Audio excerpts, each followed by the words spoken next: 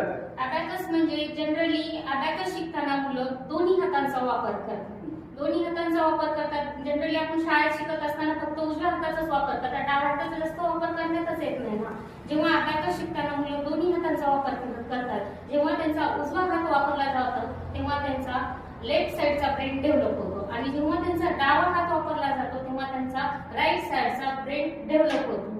अशी पद्धती कुठल्याही शिक्षण पद्धतीमध्ये नाही की ज्यामध्ये दोन्ही हाताचा वापर करतो. यामुळे काय होतं, मेंदूच्या दोन्ही बाजूंचा विकास होतो. त्यामुळे काय होतं, मुलांची ऑटोमॅटिकच प्रगती होते आणि गणित तर त्यांचे सोपे होतेच, पण त्यानंतर मध्ये नक्कीच वाढ होते. जसं की आता मंथन, स्कॉलरशिप सारख्या परीक्षा किंवा आता एमपीएससी परीक्षा, प्रत्येक विषयामध्ये गणित आहे आणि त्याला टाइम खूप कमी असतो परीक्षेमध्ये. तर ते गणित अगदी काही सेकंदातच मुलं अबॅकस लावल्यामुळे सोडवतात.